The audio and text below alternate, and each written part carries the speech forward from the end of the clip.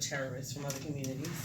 I said to you that I didn't think that it was productive for us to just incite emotion just by discussing how unjust it is. And I thought it would be more, it would be wise and more productive, for a lack of a better word, if we would discuss the woman's role, playing a supportive role, because we're not leaders. In our homes, absolutely. In our communities, yes. But over men, no.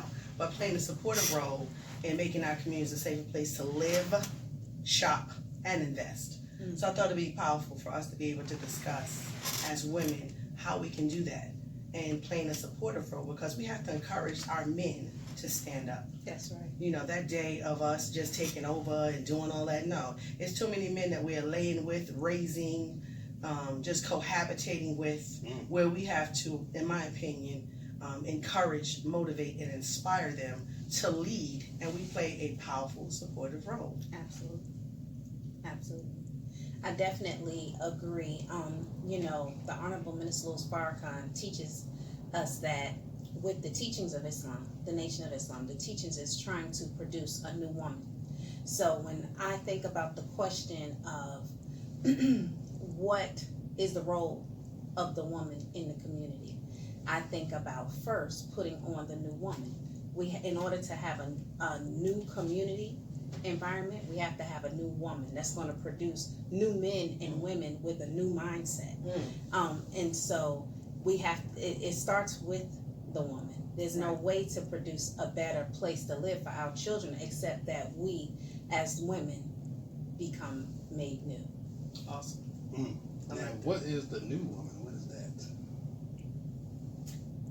Okay, well, the new woman. Might as well find out what that is. Well, first, let's just say for a mother, the role of mother is nurturer.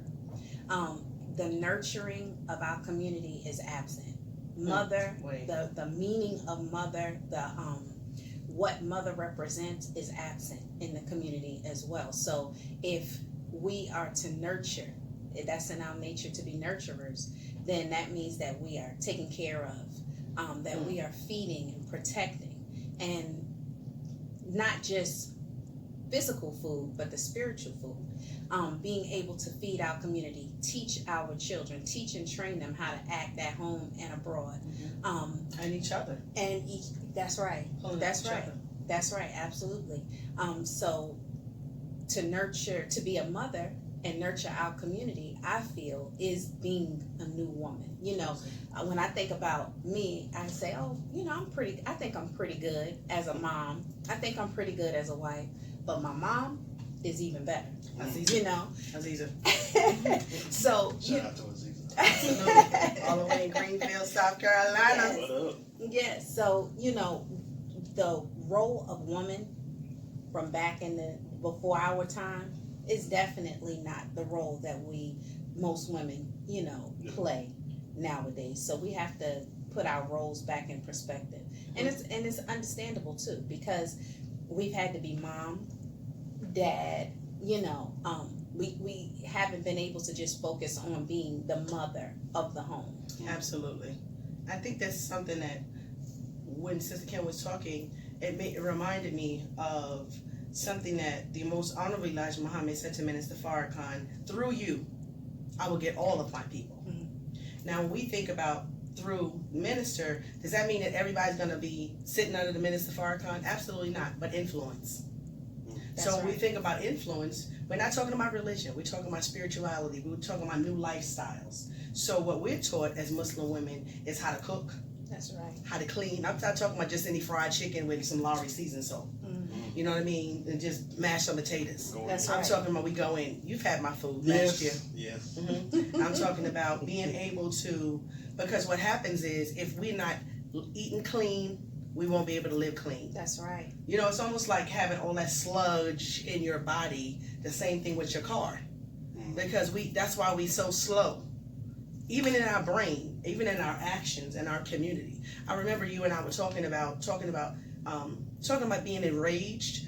Okay, aside from being enraged about this fool walking in Walmart and shooting up the place all over the world, I want to know how many us saw him walking in and didn't jack him up. from the side, from behind, but we're too afraid, like you almost can't move. Right. Because we got Fritos, Doritos, 25-cent quarter water. And we some nosy people. And we nosy. So what they did was, what we do in our community, we'll flip on the TV, we'll flip on the phone. So now, before you flip on the phone to watch this sister kill another sister, how about let's be enraged over that sister who dropped her baby to go to the fight? That's why she was charged with murder. That's right. She went to the fight. That's right. Like somebody invited her to a fight. She had a brand new baby in her hand, and she dropped the baby while they was boxing. So I'm saying this. Listen, that's the enrage in our community. Since when do we join in on this foolishness and be taping it? No, what we got to do is, in order for us to make our communities a safer place to live, we want to have that for ourselves. That's right. I don't want to sit around and talk about all these people in the community, they buying all our homes out. You don't pay rent. You don't have good credit. You're not buying nothing up. They buying land and buildings. They're building around here. Listen, they pay their bills. I want us to be able to collectively do that. But we're too busy worried about your set. You'll say, oh, you Muslim, no, you Christian, no, you Yahweh, you Hebrew, you Holy, you Baptist. It doesn't matter. That's right. I'm telling you right now, in this room right now between us, we can go and buy us a building. Somebody got good credit, somebody have good capital, somebody know how. That's right. And that's all we got to be able to do. We want to talk about these other brothers, I ain't going to even call them that, Spanish-speaking brothers and sisters, and how they live, and the brothers and sisters from Haiti, and the brothers and sisters from Nigeria. Everybody knows how to sacrifice but us. That's right. I ain't living with nobody. I want my privacy. Well, that's why you paying $1,500, and between $1,500 with a 4-bedroom, there's about 25 of them gonna live in that house for about 6 months. And then what they gonna start doing and saving that money is one by one, they gonna buy houses on the block. Oh yeah. So for me and us, what we're taught is we're not about all of that conversation. So we want to be able to inspire, motivate, and encourage our sisters to take a supportive role in encouraging each other and our men to be responsible. That's right. Another place is the education in schools. It is a shame that right now schools are about to start. So let me motivate, encourage, inspire everybody. When they ask you for that little $50 list of things, please do that. Because what happens is that we need wipes. We need the Kleenex. We need the paper. We need you to join the PTA. Stop going up to the school cussing the teachers out in front of your children. That's not making your place a safer community to live, shop, and invest. That's right. We're not doing that. So we want to get involved in our schools, become volunteers. CMS is looking for volunteers, even if you don't have children. Before I had children, my children are now 5 and 6, but before I had children, I was a volunteer. Everybody knew Sister Amina. I didn't play no games. I'm coming up there to read. So while your children have some pink teeth from all that chewing gum and Doritos that we send them to school with, I'm just saying that those chemicals are slowing down our babies. You make it difficult for somebody in school with 25 students to teach your child. Right. Sisters, we need to play a supportive role in making sure that our communities are a safer place to live, invest, and to shop. And that's another thing about shopping. This man, he should never have been able to go into our community first of all, he got out of the car, off a bus, down the street. He was walking with the rifle. He didn't all of a sudden take it out of a jacket. He was walking in plain sight. Nobody said nothing. We're responsible for why he got ridiculously violent. He would have never got away with that when we are fearless. Fearless means one person may have died, but I promise you he would have been dead too. He would have never got away. Never. Because, for what? For him to go to jail? Listen, they would have bought him something to eat on the way to we already know how this roll out. Because they did it to the boy in Charleston. Listen, as soon as they get in the backseat of the car, he say he's hungry. Disrespectful after he done shot people. They went and took the boy something to eat. Now let me ask you this: What is it? Say for instance, why do you think people are scared to do anything as far as to people to come in like come into your place and shoot another place like Dylan Roof and because to me, somebody should have snatched him up. Well, the Honorable Elijah Muhammad said, why does he fear now? Because he's been taught to eat the wrong foods. Okay? And that's ingesting through your mouth and also through your mind and what we are seeing.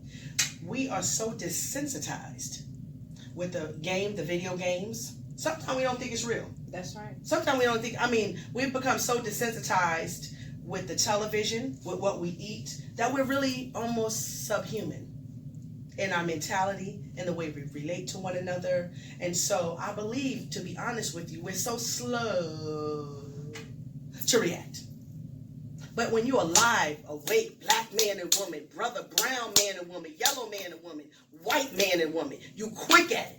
I've seen some Caucasians jump on people on the planes. Oh, you're not. Look. Listen, because of what they have afforded. Some people are going to make the excuse that says, "Oh, in their community, we can drive to their community and get the food too." Stop. Right. We can go to their communities and go to school if we want to. It just takes a lot of sacrifice. It just takes a lot of sacrifice. All of us, we want the school bus, but you don't want to have to always drive your child to school. Right. Unfortunately, it's safer to take your child to school. And they know that. So now we don't raise our children freely. There's sacrifices that have to be made. And when we talk about the Muslim woman, particularly in the Nation of Islam, we have a vast diaspora of professions. Yes. I mean, we're just not only homemakers, but we make homes. There's sisters with construction licenses. We have real life pediatricians, doctors, obstetricians. And so we skilled. We still know how to cook. We still know how to clean. I'm not talking about just any light cleaning. No, we still clean our homes. We're taught that we should be able to let God knocks on your door, you should be able to have somewhere to come and lay his head. That's right. And have a warm bowl of bean soup and some bread. So this is what we're taught in the Nation of Islam. We're just taught that, we were taught by the Honorable Elijah Muhammad that the home is not necessarily a woman's place, it's her base, from which everything launches. So that's the new woman. So we're not saying to the sisters that you have to be a Muslim. A Muslim is only one who submits his or her will to the will of God. It's the only thing we're striving to do today is to submit our will to the will of God. And that means that God is force and power. So just like the Bible says, ye are God, children of the Most High God. We ain't talking about no cipher. I'm talking about a circumference of knowledge, wisdom, and understanding. Because what happens is, in our community, we just recently moved near Sister Kim. We should start living next to each other. Knocking on the door. So my daughter started making slime. We went down to the neighbor and said, hey, no, back in the day, that's what we used to do. That's right. Now what happens is that's a safer community because when you go out of town, somebody's watching your house. You don't even have to ask them. That's right. But they know, oh, wow, I noticed that they haven't moved the car, so I'm going to watch their home. People will start looking, can I help you with something? That's right. I'm looking for the Muhammads. No, what do you need? Oh, no, I said I was looking for the Muhammads. I said, what do you need? I mean, that's what people do in the community when we really care about each other. So again, our focus, I would love for our focus to begin to be making our communities a safer place to live, shop, and invest. We just have to do that. And investment, there are brothers like Malik Carrington of FAM Lee Realty, for example. Him and his wife, Kawanda Carrington, they do an awesome job in investments. This brother is out here helping people literally, out of his pocket, invest in homes and real estate. And so there's another program called NACA that people have no idea how reasonable it is to just get in a program. And they'll literally teach you how to own your own. And what happens is if we all do the same thing together, we will have a community of our own. The same thing with schools. We have charter schools that are free now to go to, so you don't have to necessarily send your child to a particular school. Now, I'm saying, why can't we join together and we decide we're going to all send our children? That's power. That's what other communities do. They decide they're going to join a school, everybody on the PTA, and then you have power and influence. So for me, for example, I know that we don't eat pork. Why do they got pork everywhere? Right. When you absolutely know it's unhealthy. I didn't know pork was in gummy stuff. Oh, I didn't know that. Gelatin. Yeah, that's the word for it right there. Yeah. I was like. Masking. Same thing with high fructose corn syrup. It's masked as cane sugar. So? High fructose corn syrup. Oh, man. If you so Google no it. Jack and Coke for me then. No, brother. And what it does is, the chemical, what it does is it really does affect your brain. Yes. Yeah. So we think about us being, we're overly saturated with sugar, overly saturated with high volumes of sodium. We have so much fried foods. So that literally slows down the body and the brain, the thinking process. So then when we wonder what happened, that's what happens. Right. Remove that foolishness out of our community. I guarantee you overnight we'll notice a difference. Would you say that there's a fear of black people jumping on a white boy or a white woman when something like that happens? Because it seems like we quick to jump on our people, but it seems like there's a white guy, I want to go to jail. I don't want to, it seems like there's like a quick, like, you don't pop off as quickly to somebody white And then like I'm popping off to you, it'd be easier for you to do it, go back and forth. But as far as like say if a white guy got a pocket, they're like, oh, I'm not gonna mess with the white guy. Now, how far back can you? Let's go back. Let me help you with a little order, right? How far back can you remember black people being scared of Caucasian people? Recently? Oh no. How How far back? How far back? How far back? Maybe 10 years. No, I'm gonna go back further than that. You recall all the movies and the documentaries that we've seen about all those slaves. They had hundreds and thousands of slaves on the plantation. Oh, yeah. And one white man, no, the overseer was black girl. One slave master, his wife, and a Negro overseer. Something happened in that middle passage. Yeah. Serious that made us think. I mean, here's my thing. I would have burnt down that doggone whole farm somehow, which way. Killed the man, his wife, and the overseer. He wouldn't have no land. His land is no good. And then they're going to catch us, but I guarantee you he won't have nothing. He won't be an overseer no more. He won't be a slave master no more. The fear was ingrained in us. So if you think about a woman who gives birth and they rape the woman, and they spread fear in her, so then she had fear of her son, not her daughter. So now you got these, boy, say the black woman got anger problems. No, she don't. She just naturally an overprotective, defensive, inbred DNA. That's right. It's just inbred in us. So now what the teacher of the Most Honorable Elijah Muhammad does for us, even to myself, I bear witness to that, is that it brings you right into your role. Yes. It's not my role to be my husband's boss. That's right. But it's ingrained in me, like, just in case he doesn't, I'm going to handle my business. Listen, that's not your nature, though. Right. So I'm out of my nature. And if we start thinking about the things that take you out of your nature, it makes you unnatural. That's right. And it's the same thing with just not being taken care of, like Sister Kim said. Right. And it's, God gives man power and dominion. So he has to have power in order to exercise his dominion. Well, God places woman over children, but if the man is not in his role and she's raising him like she's raising her children, that automatically takes us out of the proper order of things. Women are the helpmeet, and we talked about this a little bit when I was here the last time. Just touch on it a little bit. Yes, women are the helpmeet. We are our men's helpmeet, not MEAT, but MEET. And so if we are helping him, we can't help him do nothing. He has to be productive.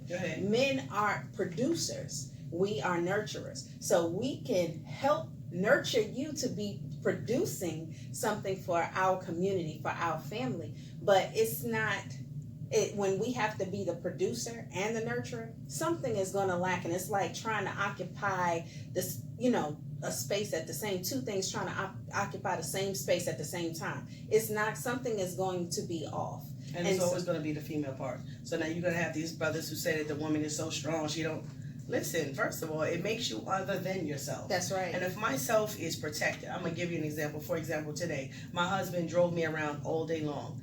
I'm telling you, I was calm. I felt so sweet in my spirit that I wasn't having to yell at the driver and beat my horn really fast. You got to shout the husband out real quick. I want to shout out my husband, James Malcolm Muhammad. His birthday was Monday, and we going to St. Kitts on whenever. So, yeah. Okay. So, I say that because my husband, we've been married. October 5th will be 26 years.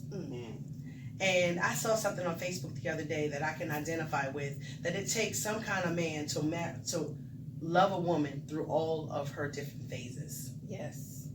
I have been so many different people. When I met him, I was 24 years old. I was off the chain. And why do I believe that? Watch your mouth. And so over the last 26 years, having surrendered, I ain't fighting. That's hard for a lady to do, isn't it? It's very difficult because it's a lot of fear in that. And the fear is, are you sure you're going to take care of me? Right. God, really. It has nothing to do with the man. It has everything to do with, because we're taught in the Nation of Islam that we must make God himself, I'm talking about the universal creator, Allah, sufficient for us in all of our needs. That's right. So anytime I start feeling insecure, it ain't really because James is not enough or he's not doing something. It's all because I have not made God sufficient to meet my needs first. So in the event that he, being human, falls down on his role as a maintainer, a husband, like husbandry, God got this. That's right. Because he is the provider. So what I'm learning to do, because stress kills. Stress inhibits. I don't have time for that. I understand. And so I'm learning to be who God created me to be, knowing that I'm going to be good. It's going to be uncomfortable, but I'm going to be good. That's right. And so, I've surrendered in that way. And I want to shout out the Honorable Minister Louis Farrakhan, because God knows that he has been in this work since 1955. And he is 86 years old. You don't look like This man, because God makes all things new. And black don't crack. And black don't crack. You know what I mean? I wanted to say that. And his wonderful wife, who is a helpmeet to him. Yes. Sometimes people forget that what you see in front of you. That's why I shout out my brother Malik and his wife and his queen Kawanda. Because sometimes people look at powerful men and forget that there was a God to make him. A God. There is heaven for every man. That's is right. in a woman. That's right. And so for him, the mother Khadija Farrakhan. Exactly. Exactly. And I say right now to shout out your queen. Oh, yeah. Because you couldn't be who you are without her.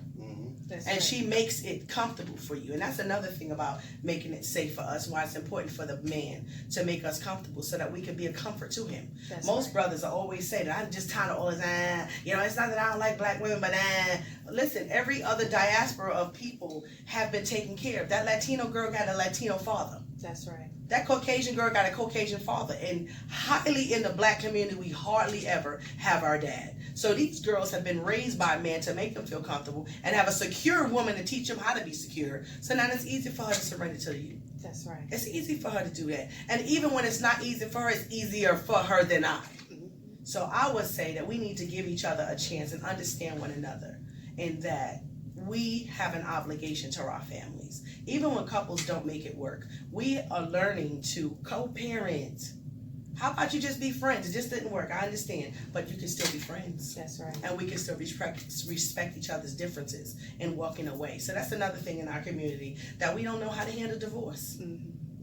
Doesn't mean that you, just even if it was cheating, even if it was no money situation, so terrible, irresponsibility, those children are still a part of that male and that female. And children really lack. I remember one time I made a joke to my son and said that me and daddy was going to get a duplex and I was going to live upstairs, he going to live downstairs. And he seriously ran over and said, "Mommy, don't leave."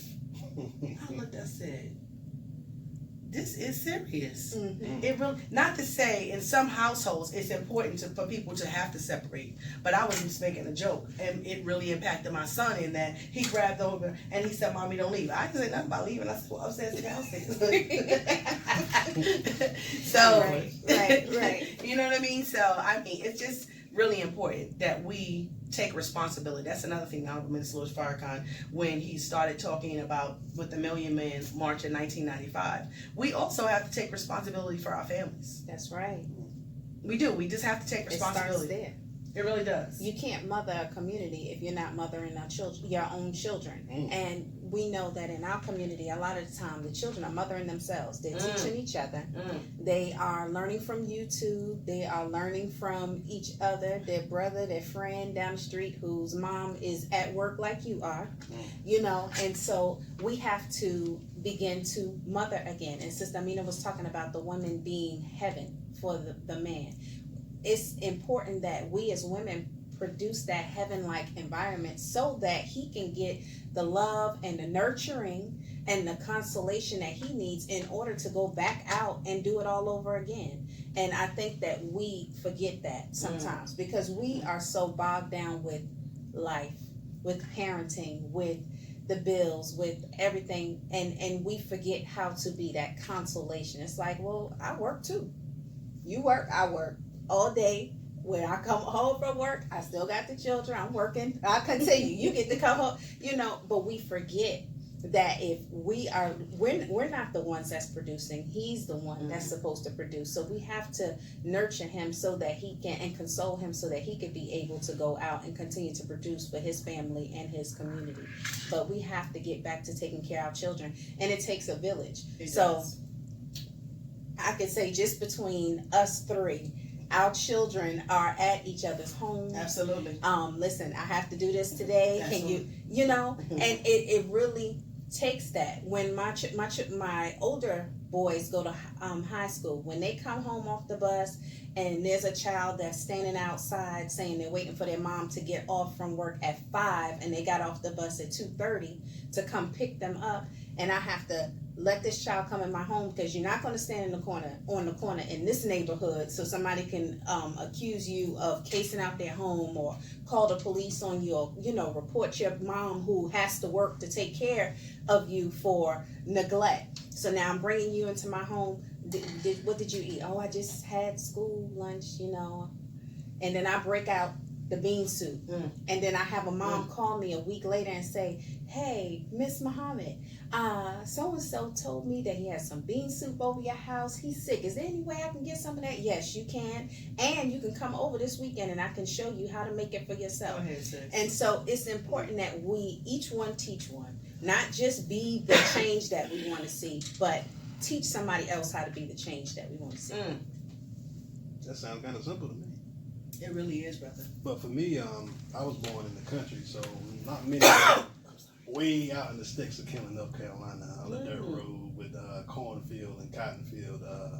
Most of our family members weren't really close, so I never did get to see that type of camaraderie between neighbors like that. So that's why I was like, oh, okay. I heard it before, but just hear it repeatedly, it sounds like it's something that's kind of missing, That's right. It is. It is missing. And, today it's one of those things where we're afraid to say something to each other's children. Sister Amina knows that when her babies, when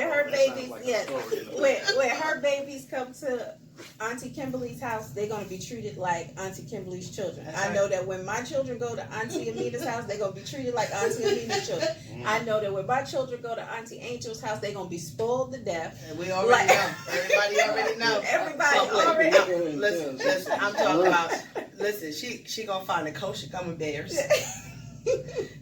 Yes, she is. And I'm telling you, the children, you wonder why the children want to keep coming back. Yes. Promise to take them to the Taj Mahal. Don't you worry about it. We go to nail polish. Well, my mommy said we don't do nail polish. Don't you worry about what your mom said. I'll deal with your mom. Don't you worry about it. That's auntie. No, and you know what's so beautiful? It really does take everybody's personality. It does. It really does. Sister Angel has raised children, so she would be able to tell me, Queen, you probably need to lighten up just a little bit, please. And not from. Lady over here saying all that? Oh, she don't play no games. Hey. Listen, she just getting warmed up. Wait. You know what I mean? My children in particular, because I'm 49. I'll be 50 inshallah in October. Wait. 40 what? I'm 49. Not 39. 49 and 10 months. Oh, And wow. so in October on the 20th, I'll be 50. And so, yes. And my children, obviously plenty of it. But my children are 5 and 6, and so when they go to Auntie Angel's house, they know exactly what to expect. And when they go to Auntie Kimberly's house, there's something to expect. When they go to Auntie Carrie and Auntie Aaliyah, I know for a fact, I've always said this when I wanted to have children, that I truly believe in the village. Yes. Because growing up Muslim, we grew up in different Muslim communities growing up. My mother was not afraid to allow people to help raise the children. So everybody had a part in it. It was the nice aunt, the mean aunt, the strict aunt. And so it was the aunt who let everybody come over to her house and she wouldn't worry about what went in your mouth as long as it wasn't pork. Your mama said you can't eat pork. Everybody, don't get that child up pork. You already know can eat children. So what happens is in our community, if we start really being family, the Honorable Elijah Muhammad instructed us to call each other brother and sister. That's because right. that mantra would start beating in our head, and that's who we are. You are my brother. And therefore, we're talking about morality. You're my brother. Your wife is my sister. That's right. See, that's our way in the Nation of Islam. See, I'm not Brother Kendrick's friend without being Sister Kim's friend. That's right. I'm not Brother Corey's friend. Brother Corey is my brother. I knew him before Sister Angel, but that is my sister. That's right. And what that does is that keeps the community tight Yes. and moral. I would never want to impede, infringe, violate, betray my sister. The Honorable Elijah Muhammad taught us to treat her like I want to be treated. I wouldn't want nobody to violate me. And even if I was violated, I wouldn't want to do that to her. I wouldn't want to inflict that level of pain on her. And so it's really, that's another basis, right? That's right. In making a community a safer place to live, shop, and invest, because we are really family. That's right. We're really family, regardless of our personality quirks. We see each other. We learn to see one another like God see us. So if Sister Kim is still breathing, she may have offended me yesterday, but if she's still breathing, by God's permission, that's his child. And if that's his child and I'm his child, won't that make me her sister? We're sisters. Right. That's right. Regardless to what we feel about each other, just because you feel, it is not a fact. That's but right. It is a fact that you feel. So we have to learn to differentiate things too. I learned that. I learned that in another community, but yeah. So I say that because it's so important for us to know that. How do we get there? Genuine love. Y'all, Minister Farrakhan said, and when we look at Corinthians, love is kind. Yeah. Love is patient. Love is enduring. I'm just saying, when you have that kind of love, it just weathers. And that's another thing about what we have in our community too. We don't co-sign on each other's foolishness. Right. Girl, my husband getting on my nerves. I understand. Mm-hmm. Yeah, continue. You know what? He want me to come home at 9 o'clock. Well, almost only be like, Mom said we should be in before dark. Right. You ain't home. We ain't talking about me, but we talk about your husband. It is 8:45. Listen, right. we three the hard way. So that's why we all park together. And I feel sorry for the individual that tried to violate us tonight. Yes. He would hope that I would hope that his family has insurance, is all I'll say. Yes. Because as Sister Kimberly already let you know in part 1, they train us to train. And the Most Honorable Minister Louis Farrakhan said to us that if a man attempts to rape you, you'll die before you just give it up. That's right. So I'm not going to die just like lady. Nah, if he got away, he maimed. He got me. That's right. Because I'm dead and he jacked up. No, we're not going to court and testify in this justice system. No. We're not doing that.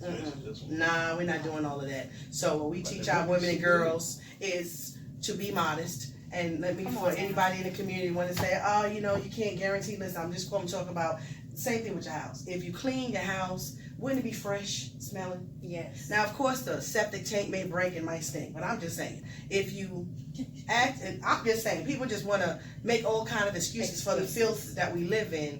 But I will say that history is best rewarded for its research. Can you research in a book in any woman in a nation of Islam that has ever been raped? Come on.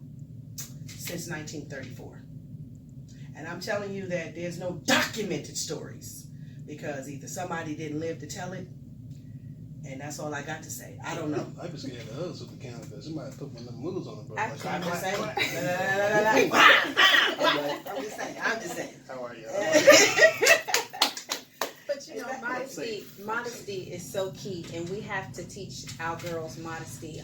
I have 3 boys in the house, one little girl, one mini me, and I, instill in her, you don't come out your room a certain kind of way. Why? Because my husband is here, your brothers is here, and we say, oh, well, they're family. It don't matter how you walk around. They should be able to maintain themselves. That's such an unrealistic expectation to put on anybody. Because that man should do it. That's anywhere. Right. That's right. You're tricking. That's right. That's right. She'll become comfortable. She'll begin to walk out in the street. She'll think it's okay to go out and have, when we go to that. When we go to the store and she see a woman that is not modestly dressed and she say, oh, Mom, she got her panties on in the supermarket. Well, it's not really panties, but guess what? That's what it looks like. That's what it looks like. So when I gotta tell my boys, like, don't look at that. They're boys. They're men. That's just not realistic. They're not gonna bring her home to mama, but they're gonna they're gonna look, but I'm saying, if we think about, again, raising the standard in our community. We're not saying it is something so wrong about it, but if everybody is butt naked, look at the culture right now. Mm-hmm. Everybody is in love with this foolishness, with this love and hip hop. They got love and hip hop every about 52 states, okay? Mm-hmm. And I'm just saying, and everybody want to be butt naked. Everybody want to get lips. Everybody. Now you got our children in high school, in elementary school, that are wanting to dress with the hair, with the lips, with the breast. I mean, everything is just sexualized, sensationalized. That's right. And then you wonder why there's very little respect for the woman. That's right. I'm saying you'll hardly ever find anybody to disrespect a Muslim woman. And when you find someone to disrespect a Muslim woman, you will find, in our community, I don't know about other communities, but I'm saying this, if you find a woman in the Nation of Islam that was disrespected and she was modestly covered, I feel real sorry for the brother. That's because right. it's an outright violation. I mean, because brother, where you going with that? Now, you really think that it's okay to do everybody. Right. So we're not going to say, oh, why do you like Caucasian? Nobody gets away with it. No.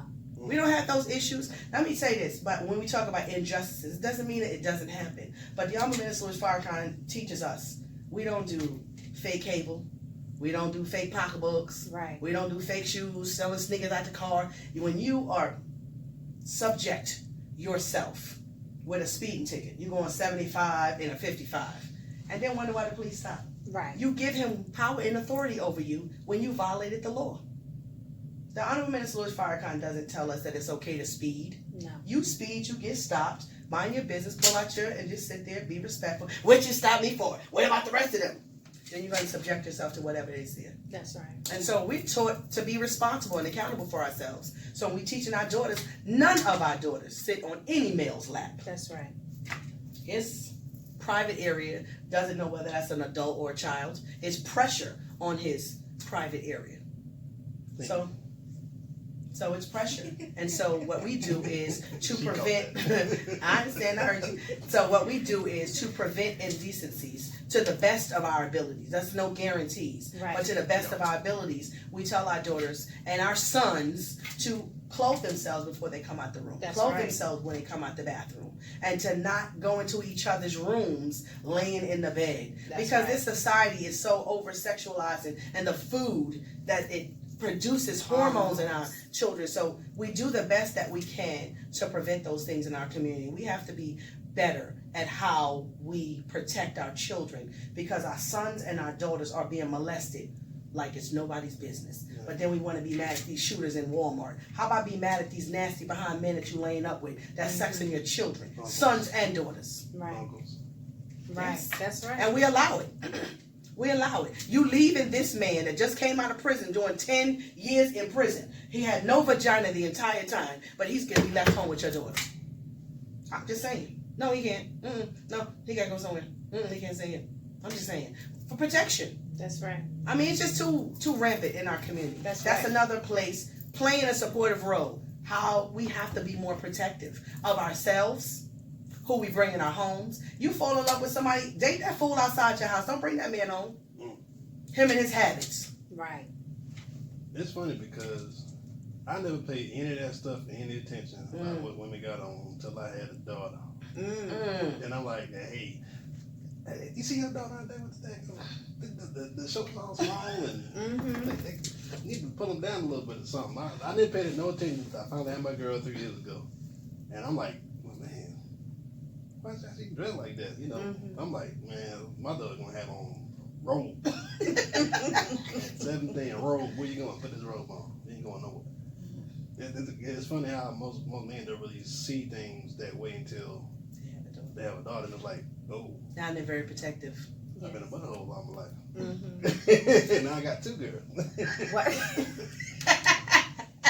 And you notice how you can walk down the street and see a grown woman in something that may not be as modest, and then you go a little further down the street and see that same exact outfit for a 2-year-old or a 3-year-old. You know, we are so confident in this enemy's how he clothes us. I mean, he feeds us, he clothes us, and that's in our lessons is told we like the devil because the devil gives us nothing.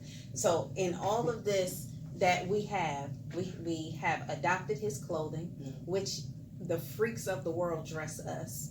Not us as the women of the Nation of Islam, but us as our community. So when we thinking, okay, I remember back in the day when we would see the guys sagging their pants, big baggy pants and sagging them.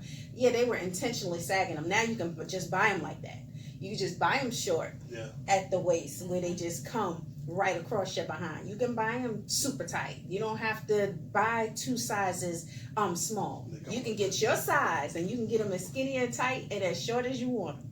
You know, and so we have to start doing better with dressing ourselves and clothing ourselves, which I'm so grateful and thankful to the Honorable Minister Louis Farrakhan, the Honorable Elijah Muhammad, the Honorable Minister Louis Farrakhan, and our student national MGT captain, Sister Naima Muhammad, as they are teaching us how to clothe ourselves, clothe our community. So we are sewing. We're learning how to make modestly fitting clothes, loose fitting clothes. Yeah, you might have been a small if you go to Dillard's and got a small off the rack, but in this class you are a medium. You are a medium. And so it's such a beautiful blessing, and in your medium you still feel beautiful. You know, individual, fly. That's right. It takes nothing away. Being modest takes nothing away from you as an individual. Putting some clothes on does not take nothing away from you. And I tell sisters all the time, I promise you, men admire me just as much as they admire you half naked. But guess what? It's a whole different dynamic around the way they admire me versus the way they're admiring you. And the admiration is different. You being a man, be honest. What do you see? Since you're a male, you can tell us.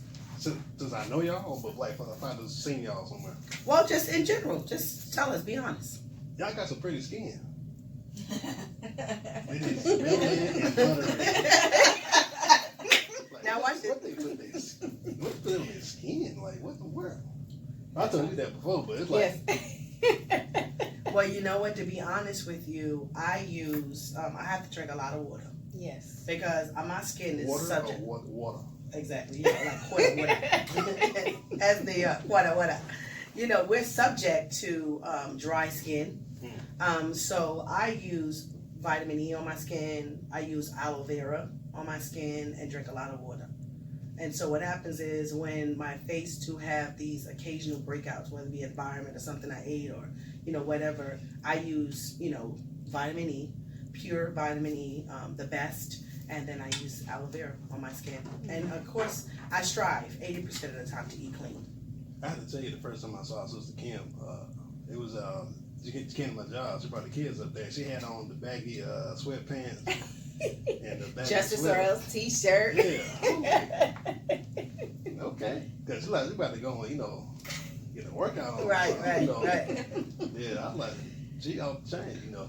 And I think both your sons was there, wasn't Yes. it? Yeah. Yes. Yeah. That's a big boy. Mm-hmm. One of them about 7'2". That's the baby. Lord have mercy. Oh, man. But what I think, for me, like even at an early age, when I see a lady or a woman, I knew who I could take home to my mama and not. Like I already kind of knew from this my mama teaching me things about women that like you see a lady out there with, you know, I mean saying she look good, but you can't take her on the mama. Now you see the modest but still nice looking young girl who take care of herself. Like, okay, come on, this is my mama. And mama, she gonna tell you like, look here, I don't know where you found this heifer at, but you gotta take it back where you found it. And I found that out at an early age, how that was. So, yeah, what you say is right. Yeah. I mean, and it doesn't mean that my sisters aren't attractive. They are beautiful. Yeah. But it doesn't mean that, who told you that you got to take off your clothes to be noticed? That's right. Sometimes, you know, I didn't grow up in Islam. And I think both of you grew up in Islam. And so I grew up with parents, which you would call parents of the world, both of my parents. And who taught you this is your mother. If you got it, flaunt it. That's what I heard. Shake what your mama gave you. That's what I heard. So a lot of times it's taught in the homes.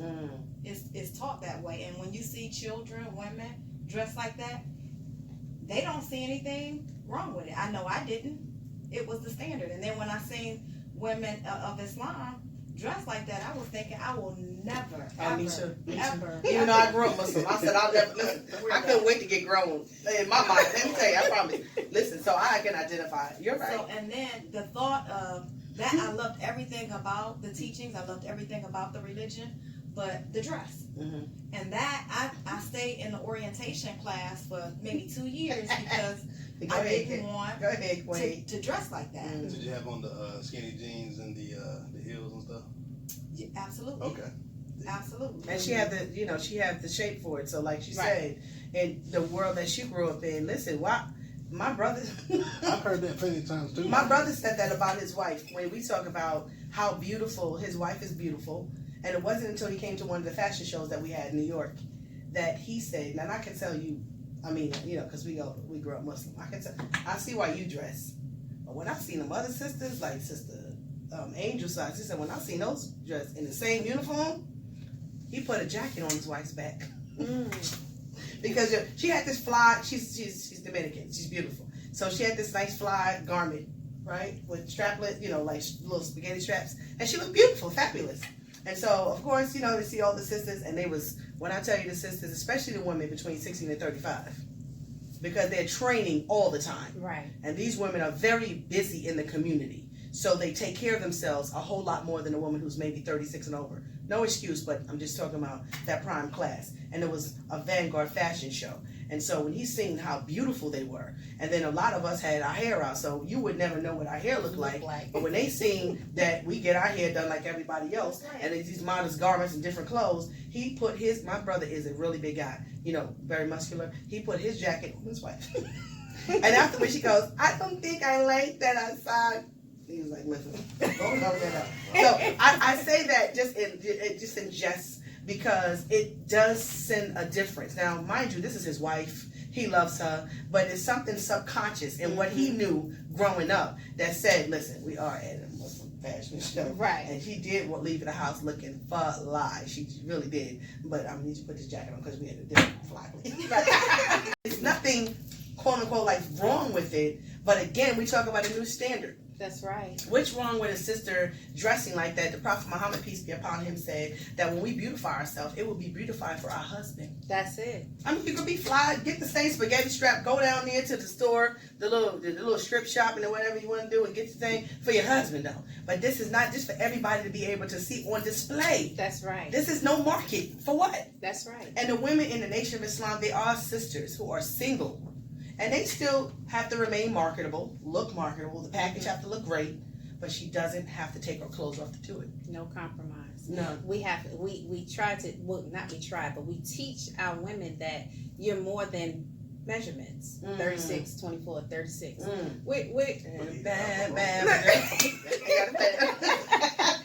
We're more than that. And so, like Sister Amina said, keeping it classy, keeping it fly.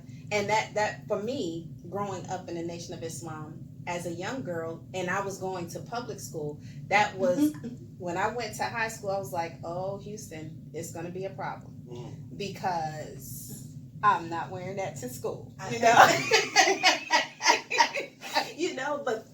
I think I'm so grateful for my mother, because she knew how to, I don't want to say compromise, because it was never Camouflage. a compromise. That's right. That's what we do now. Go to the store. Listen. Oh, you like that? Go ahead and get that. But you're going to wear some pants under that. Exactly. That's a shirt. Exactly. That's not a dress. Right. Which they do now. No, really. They do. We camouflage. Yes. So you can still just be just as fly as you want to be. I saw you at the There we go. coffee cone. I was like, wait a minute. I was like, she has hair. What?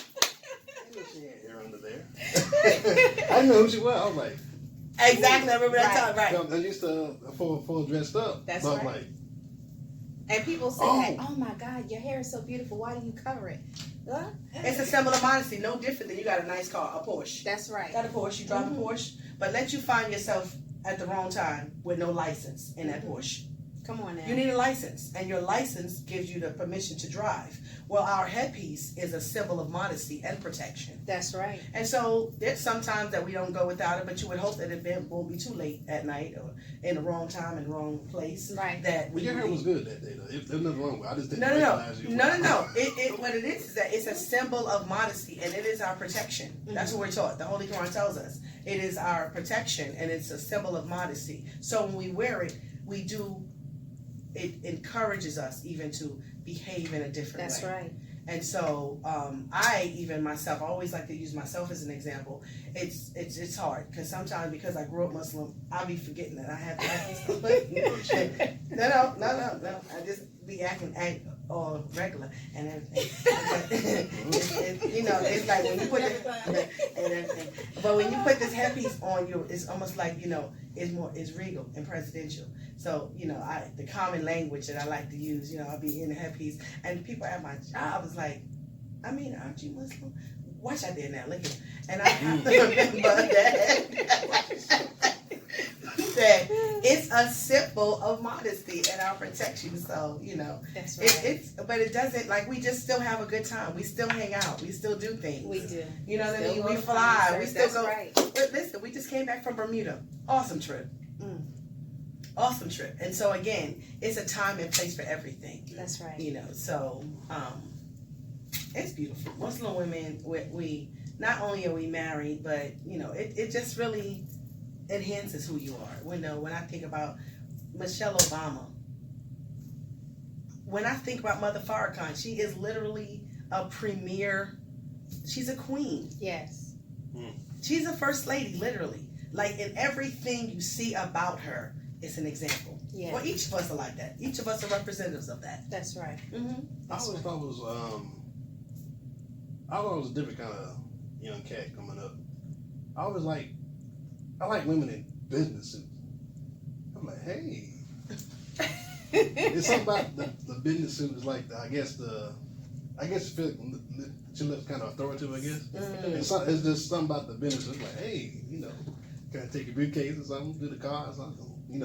I always kind of more attracted to the women who was covered up, but like it was covered up, but they still showed just a little bit, just a little divvy dab, Yeah. I always thought that I was kind of attracted to that more so than the girls who was out there acting kind of wild. I was never attracted to no wild.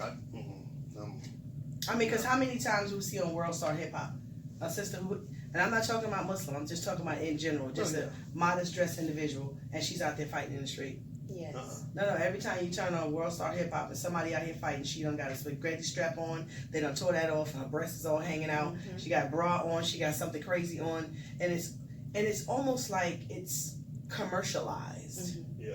It's really commercialized. You would never see a sister, for the most part, that is, like you said, dressed just decent. Claire Huxtable. Listen, and it don't even have to be Claire Huxtable. There's so many different examples of women who are dignified, right, and they know how to put some clothes together to carry themselves in such a way that they're women. I have a lot of women in my life that are not in an Islamic community that I admire. How they live, how they dress, how they invest, how they shop, just because, and they're examples to me. right. I know women who have retired from their jobs that inspire me to be able to stay on my job long enough for me to be able to retire from this airlines. Flying all over the world, Lord have mercy. There's one thing I wanted to ask you though. Would you say that in a lot of our communities that a woman who tries to raise a young man to be a man, that man kind of, I don't say he always turned out differently, but would you say that since a woman can't really teach a young man how to be a man, does that make him kind of, I don't want to say soft, but does it have like an effect on the young man trying to learn how to be a man through a woman? To me, it depends on how forceful the mother is. There are some women who are real strong because that's all she know how to be is strong, and she can emasculate her son. He has no voice. And so either her son will become one that he can't wait to punch somebody in their face because you ain't gonna talk to me like my mother did, or you'll have a man who will the girl run over. So it depends on who the mother is. I know some amazing sisters who raise sons, and that's all she could do is raise them by herself, and they did a phenomenal job. One in particular is Honorable Minister Louis Farrakhan's mother. She raised 2 boys. That's right. And so, I mean, that's just going back to 1933. But I know women now who people that I went to school with, their mothers raised them, and they were responsible, respectable young men. But I always, it depends on the sister. She can't be bogged down with a bunch of self-hatred, hatred and a lot of pain for men. That's right. You know, disrespect for the father because he's not who he is, because that's still his son. That's right. That's still his son. And she just ain't got through him because. And she may it may be unconscious, but it still happens. Mm-hmm. So you're talking about somebody who grows up and not really feels like he belongs. Because if you think about a lot of our relationships in the black community between men and women, when we go back to the beginning, it has a lot to do with our upbringing. Yes.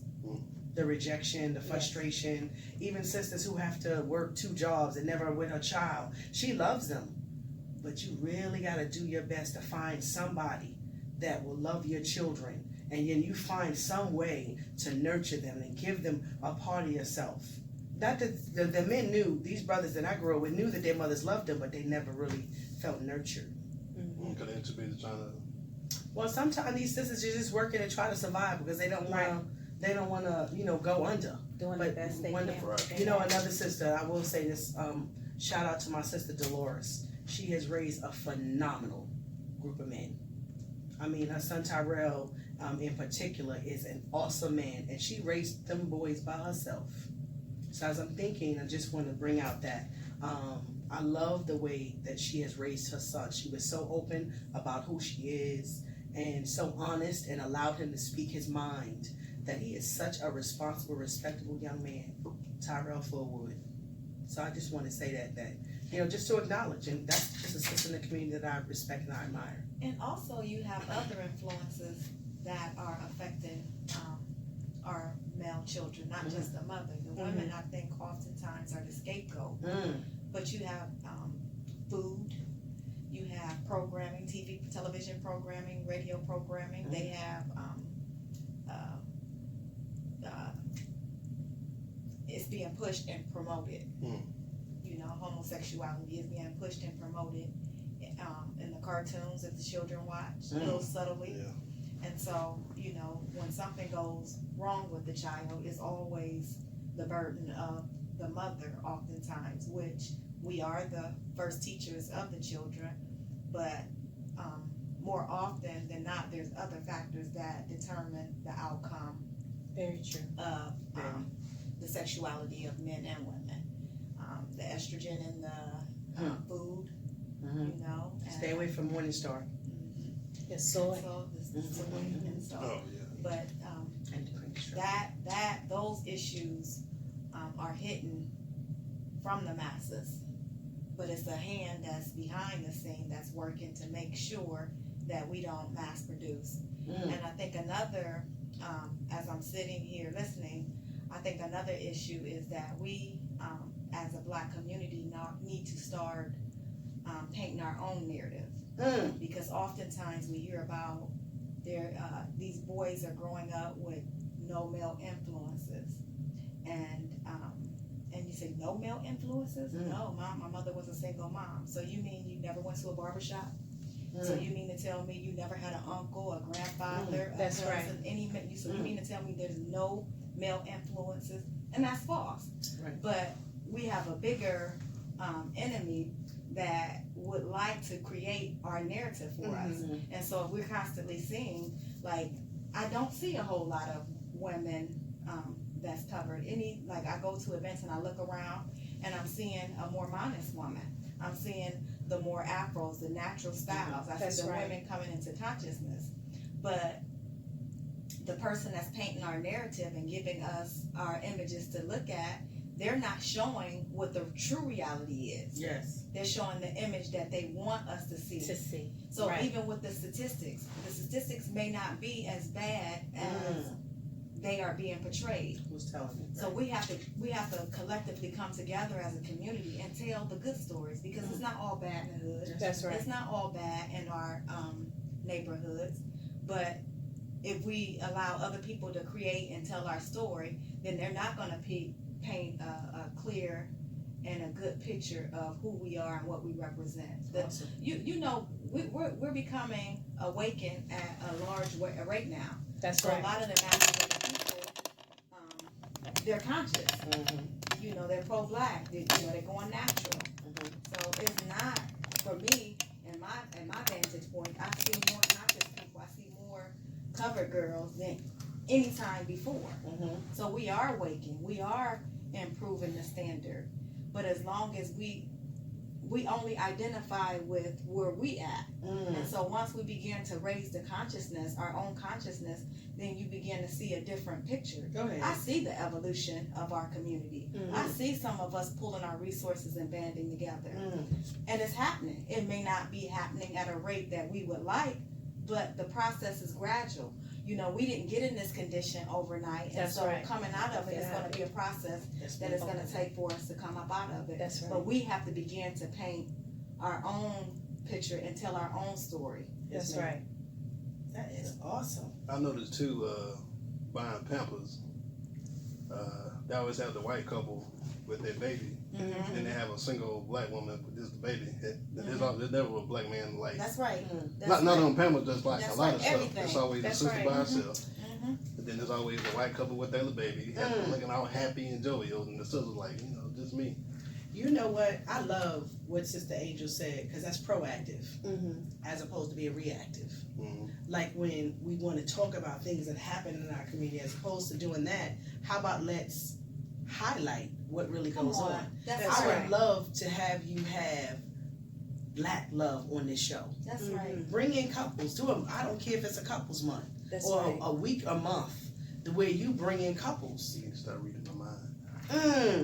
You know what I mean? I mean, That's because right. we talking So about promoting so they could see more of it. Yes, That's You right. know our own what, there. that listen, we know how to stick and stay, not because That's right. we don't know how to leave. Or that it's not hard. Listen, it's difficult, That's right. but we're building something. That's right. We're building something. That's right. We're looking to retire together.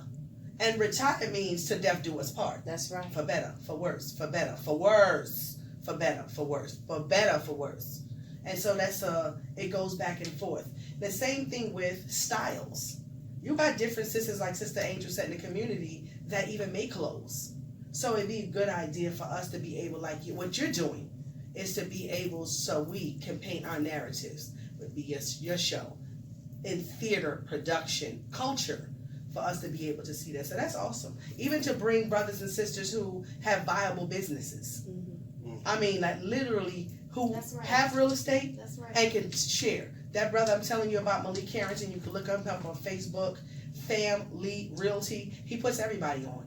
So when you get a brother like him and some other brother, Sean Muhammad from Concord, when you get him and other brothers and sisters together in this community to tell people how to do it, that is painting our own narrative. That's right. So we know what goes wrong. It'll be a good idea for us to continue to promote and assist you in being able to bring those forces together.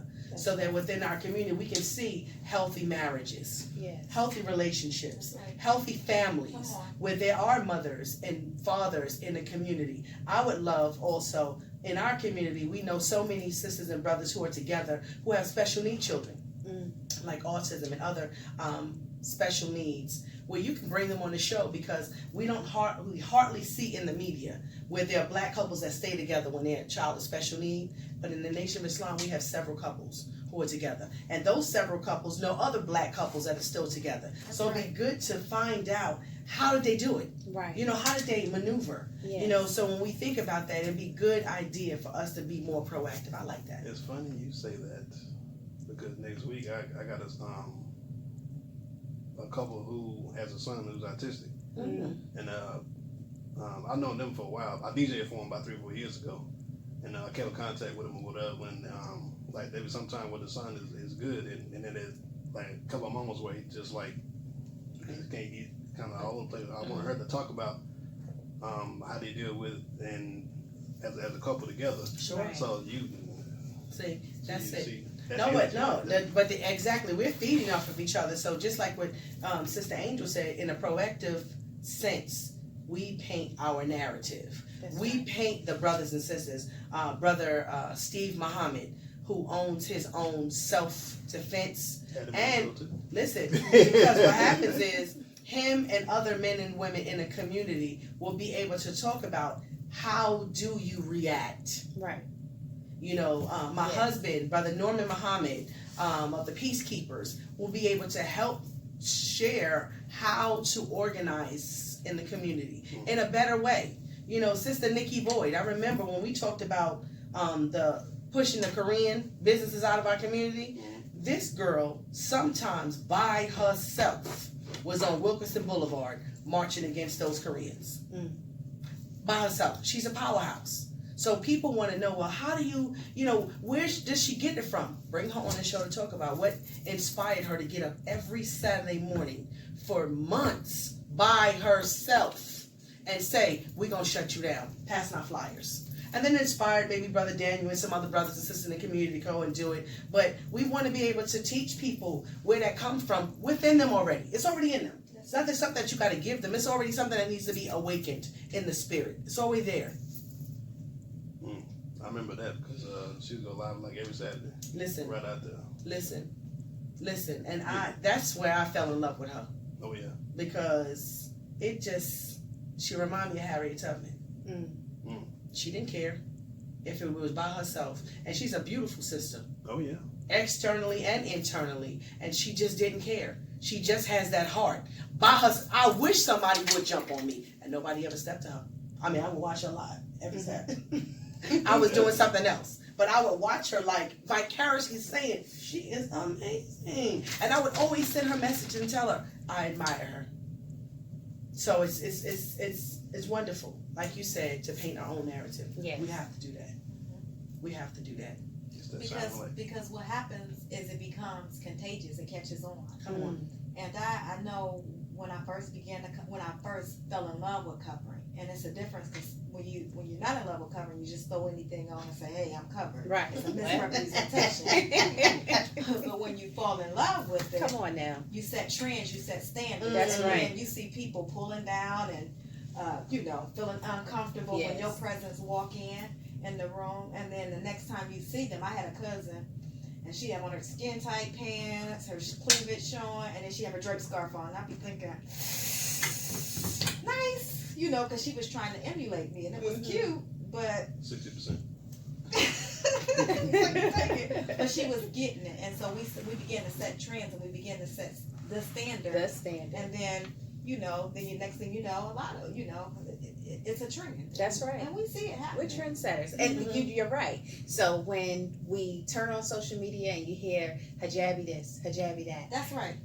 I mean, it's not just a Muslim woman thing, because there's plenty women that are not Muslim that are wrapping their hair up and tying the scarf. That's and right. they have a wrap for every outfit and doing tutorials and things like that. So covering is not a Muslim woman thing, and it's a modest thing. It's a modesty factor. It really is. I remember the messenger of Allah told us that we were prevented. We really wasn't supposed to have her with perms. Come out of her. Come out of her. Come out of Satan. So we wasn't supposed to have perms. And so in us striving to go back to the natural roots, like power. Boom. Yes. Many of us began to start frying our hair. And then we read what Elijah Muhammad said, I can't stand you frying your hair. Because once again, we were looking to acclimate and look beautiful according to someone else's standard. That's right. So now we got this trend that sisters are becoming very comfortable in their own skin with their own natural hair, and then got like 4C hair and 4 hair and 3. I mean, they just start labeling the different coils. You know what I'm saying? The science of it. So it's just beautiful. Like Sister said, it's just real good to talk about the different narrative that we paste, as opposed to saying that glass is half empty. It's actually half full. It is. Now you got me thirsty. That's right. See? This is awesome. Well, I think that's about enough time for us there. 9:25. We got the 9 thizzle, which is 30 in my talk. Anybody have any closing remarks you want to go ahead and shout us out with before we bounce? I thank you so much, DJ B1, for what you're doing with your podcast. And it is highlighting the positivity that we do have in our community. I was able to see some of your other podcast interviews, and it's remarkable. And this is what Sister Angel was talking about, painting our own narrative. And this is the beginning steps of it. Turning the social media, which we know social media is evil, it's used for such wickedness, but when we turn around and use it for something positive, then we'll get positive results. So I thank you for what you're doing. Appreciate it, sister. My number one. Absolutely. Number one. Absolutely. Well, I want to say thank you so much, and for anybody that doesn't know, but DJ M. Cheza is actually a bona fide, awesome DJ. And so if you're having a birthday party, a function, a wedding, please give him a call and support him. Keep our dollars in our community. Continue having it circulate, because I met you at an event with Myra Foster, and you were doing a phenomenal job just outside. And I said, my birthday's in a couple of months. I like you do my party. And you did a phenomenal job there as well. So thank you. I want to support you in that. Thank you. Sister Angel. And just thank you for having me. And you would, hey, I'm glad she's, hey, God bless you and good night. That's how you do it. All right, thanks for about to listen in, and we will see you on the next podcast. We're going to have y'all back again. Listen, let's Y'all do come it. Again. Let's do it. All right. Thank you, ladies. Thank you. Thank so much. you. All right, have a good night. Peace. Boom. That was awesome. It was. I knew you were going to come out that shell sooner. I was waiting. I can tell you was like, okay, let me, you know how you do double dutch? You know, you double dutch, you're like, all She right, handled her business. Yes, she did. I said, nope, I ain't gonna get in. Yeah. Right. It's like jumping rope. You like, And she jumped right up in there and Oh God, I don't have anything to say. They nailing it. I was like, maybe It's nailed like- it, and you brought it in home. Cause like, Listen, this- that's right. He was playing ball, and then at the last end, he was like, right. that was like an alley-oop from some Kobe to Shaq. This- yes. Awesome. Yes. Awesome. I can tell you was ready to jump in, just like double dutch. Like, Yes. I was nervous in my boot for the longest, and then I said, okay, oh boy. And you handled it. No, but you You did did. it, sister. You did Awesome. it. Everything you said, it was awesome. I Yes. notice once you get those words out, then it starts coming Flowing. right behind Yes. each other. Yes. Yeah, once it start coming out. Mhm. But yeah, you just gone in there. Then I jumped on in there. I'm like, oh my God, I was You was thinking. the first person at the pool to jump into the pool. You know what? It's cold, but I'm gonna jump in. I'm gonna jump on in there. That'd be Oh good. yeah. Also, you know what? What are you having this week? You said next week you're gonna do the couple. Yeah. How many days a week do you do your podcast? Well, I'm doing a lot of days because I don't get too many. I don't get a certain amount of hours.